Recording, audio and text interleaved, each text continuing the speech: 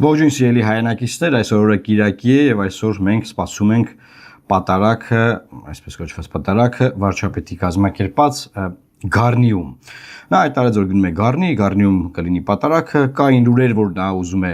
ասպատակել նորից Մայրաթոր Սուրբ Էջմիածին, բայց նա բնականաբար հասկանում է, որ անհաջողության է մատնված այս իմաստով եւ գնում է ուղղակի Գառնի իր համար այնտեղ մասնակցի պատարագի, որտեղ ակնկալում է, որ պետք է Վեհափար Հայրապետի անունը, կաթողիկոսի անունը չտրվի։ Հիմա տեսեք, ել ինչ է ասում վարչապետը։ Իրենք տարբեր եկեղեցիներում, երբ որ պատարագի են մասնակցում եւ հնչում է Կտրիչ Ներսյանի անունը, իրենք ցանկություն ունեն իրենց բողոքը արտահայտել հենց այդ պահին, արդյոք նման բան կարելի է եւ թույլատրելի է։ Ես կարծում եմ, որ այո, նման բան կարելի է եւ թույլատրելի է, որովհետեւ դա լեգիտիմ ակնկալիք է, որ այն մարդիկ, ովքեր իրենց հայտարարել են որպես վեհ եւ որպես որոշակի կանոններով ապրող մարդիկ եւ չեն կատարում դա եւ չեն էլ պատրաստվում առերեսվել այս փաստի հետ, մենք հայաստանյան ծառայական սուրբ եկեղեցու հետևորդներս պետք է ոչ միայն վերաբերմունք ձևավորենք այդ փաստի առիթով, այլև պետք է արտահայտենք այդ վերաբերմունքը եւ ի վերջո այդ վերաբերմունքից բխող գործնական արդյունքներ հասնենք։ Հիմա նայեք սիրելի հայրենակիցներ, ինչ է ասում վարչապետը։ Ասում է, որ ինչ որ մարդիկ իրան հարցում են, ասում են մենք կարանք եկեղեցիներում պահանջենք, որ Վեհափարի անունը չտրվի։ Ինքը ասում է, ես մտածում եմ, որ այո դուք կարող եք, դա լեգիտիմ պահանջ է, քանի որ վարչապետը ի պաշտոն է երկրի ներքին գործերի նախարարին է նշանակում, ոստիկանապետ է նշանակում, հա, այսինքն ինքը ասում է եւ ԱԱԾ-պետ բոլոր անվտանգային մարմիններին ուղերձ է տալիս, որ եթե եկեղեցիներում մարդիկ, ինչ որ մարդկանց խմբեր կգորգրան պատարագի ժամանակ, այսինքն ծեսը, սուրբ ծեսը, պատարագը խանգարեն, եւ ինչ որ մարդիկ էլ դրանց կհանդիմանեն, հա, այդտեղ վեճ կառաջանա, նրանք ովքեր խանգարել են իմ ես ասած ձևի, այսինքն ես լիազորել եմ, ես լեգիտիմացնում եմ այդ խանգարելու ձևը, նրանց հետ կապված խնդիրներ չկա, դա լեգիտիմ է։ Մեր օրենսդրությամբ, քրեական օրենսգրքով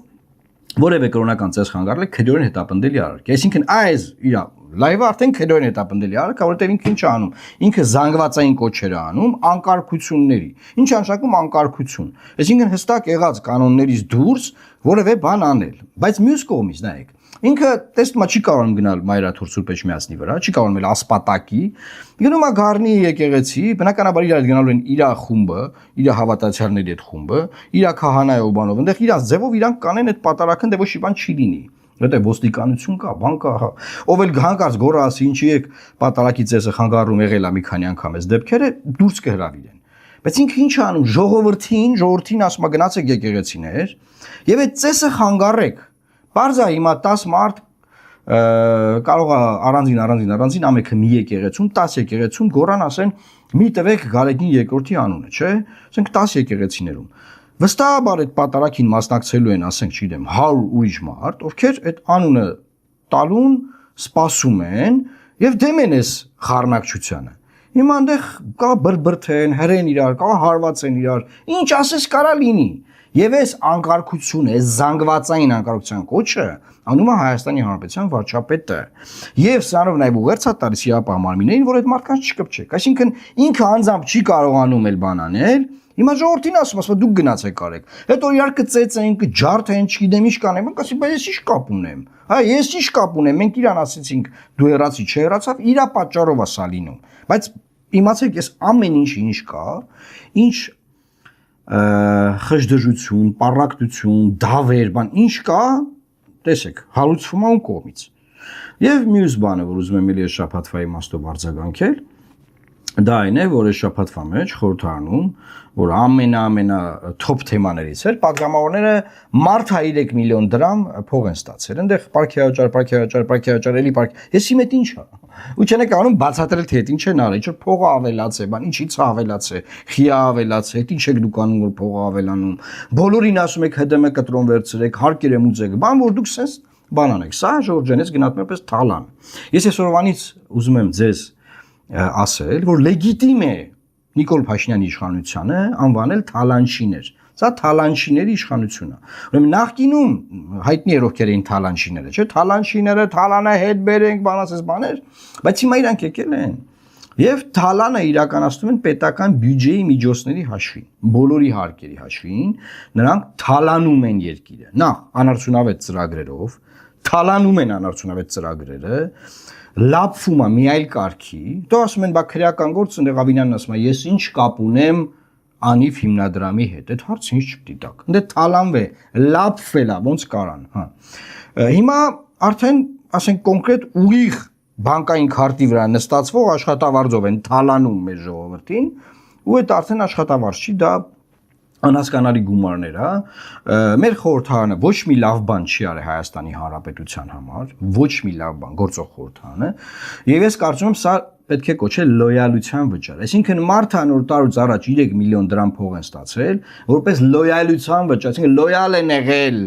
լոյալ են եղել այս տարի, եւ մինչեւ ընտրությունները լոյալ կմլինեն, որտեղ դա իմպիչմենտի մոմենտ այլ է բան, 1000 բան է եղել, 3 միլիոն դրամ վեկալ եք գնացեք նոր տարի արեք, այս խեղճ ու կրակ ժողովրդի հաշվին, աղքատության մեջ մխրճված մեր երկրի հաշվին, եւ որևէ բացատրություն չեն կարողանում տալ։ Ու այստեղ շատ ֆունդամենտալ բան կա։ Ես երբ որ պատգամավոր էի, վերջին գոնե գումարման ժամանակ, ես հիշում եմ, որ այսօրվա խորհրդարանական ուժերի պատգամավորները ինչ ասես մեզ չէին ասում, որ պատգամավորների 15000 վճար կար, պատգամավորական ծախսերի 15000 վճար կար։ Դարձրել էին 50000 ԿՊ-ի առաջարկությամբ, էլի մենք կապ չունենք, հա։ 50000, հա։ Ու բա ինչի 50000, ասես, բաց են ելույթներ էին ունենում։ Հիմա իրանք 3 միլիոն դրամ են ստացել։ Ձենձուն չկա։ Դե մի քանի օքի ասեն, որ մենք կանենք բարեգործություն այս փողից։ Ժողովուրդ ջան, ձեզ չեն ընտրել, որ դուք բարեգործություն անեք։ Դուք կարմիր խաչից չեք։ Ձեզ ընտրել են, որ հակակշռեք զսպեք այս իշխանությանը։ Եթե դուք լինեիք նորմալ ընդդիմություն, դեր խաղայիք այդտեղ։ Ձեր դերը բավարար կլիներ, որ հակակշռեք եւ նման այլանդակ կարգադրություն չստորագրեր ազգային ժողովի նախագահը։ Հասկանում եք ինչ է կատարվել։ Բայց դուք սուսուփուս այդ փողը ստացել եք։ Վերջ, այդ փողը դուք ստացել եք եւ համապարտ պատասխանատվություն եք կրում գործող իշխանության հետ։ Խուճուճ բաներ մի խոսացեք։ Կարակ օրինակ ասեք, որ կներեք, չենք կարողացել ոչ մի բան անենք, սա դեմ առնենք, նաեւ այս իմաստով չենք կարողացել ոչ մի բան անել։ Բայց ինձ մի մեզ խափեք, էլի բարեգործություն կանենք, բանով, այսինքն, ինչ բարեգործություն։ Ինչ բարե, մենք չեմ ուզում ընդդիմությունը բարեգործությամբ զբաղվի։ Ձեզով այդպես միսիա դրել ձեր վրա, բարեգործություն կանենք։ Եվ վերջին թեման։ Այս շաբաթ Ադրբեջանի արտգործնախարարը հայտարարեց, որ Հայաստանի Հանրապետությունը պարտավորություն ունի կատարելու TRIP-ի շրջանակներում, այսինքն նայեք, մենք Ամերիկայի հետ ասում ենք, Ամերիկայի հետ թուղթ ենք ստորագրել, Ամերիկան, Ամերիկայի հետ թուղթ ենք ստորագրել, բայց պարզվում է, որ ասում է Ադրբեջանը ասում է, դուք պարտավորություններ ունեք TRIP-ով։ Այդ ձեր պարտավորությունները պատշաճ մինչև վերջ ժամանակին հստակ կարգավորված կկատարեք, լսում եք ինչ ենք ձեզ ասում։ Նոր կխոսանք խաղաղության պայմանագրի մասին։ Այսինքն քանի միջև մի գիտենք որ պետք է հանրակրվե անենք, գնանք ազգովին նվաստանանք ընտրական տեղամասերում, հանրակրվեով քվեարկենք, ասենք այո, մենք սխալ ենք եղել, անկախության մեր հռչակագիրը մենք ոչնչացնում ենք, մեր պետության ֆունդամենտը, հիմքը ոչնչացնում ենք, եւ սրան մեզ տանում է Նիկոլ Փաշինյանը որ անենք։ Հա, հիմա դրան ավելացել է նաեւ TRIP, այսինքն միջանցքը։ Այսինքն այն որ ասում էին նոյեմբերի 9-ով միջանցքա բանման, իրանք գնացի Ամերիկա միջանցք են տվել, այն նոյեմբերի 9-ով իրանք ասած միջանցքի ժամանակ Ղարաբաղ 150,000 մարդեր Ղարաբաղում ապրում լաչին միջանցք ինչ ասես կար, դա որ կորցրեցինք, ես գոռում էի ամեն օր ասում էի, քանի որ դա չկա։ Գնացեք եւ ասեք եւ մեր պարտավորությունը նույնպես չկա, ոչ մի բան պարտավոր չենք, իրանք ընդհակառակը գնացին եւ ստորագրեցին, որ պարտավոր ենք, հիմա էլ ամերիկացիների հետ պարտավոր ենք։ Ու Ադրբեջանն ասում է տվեք, այդ տվողներ, տվեք։ Ժամանակն եկել է, որ տակ։ Եվ սա էլ տարեվերջան վերջին անդուր բան է։ Բայց ուզում եմ ձեզ ասել, որ ես մի հարցազրույց եմ տվել մեր ալիքում կա, դիտեք, որտեղ բացատրել եմ, թե ինչպես է Իվանիշվիլին հաղթել Սաակաշվիլին համատեղ միահամուռ մեկ ընդդիմադիր բևեռով։ Նկարագրել եմ, թե ոնց են արել, որ ձայները չփոշիանա,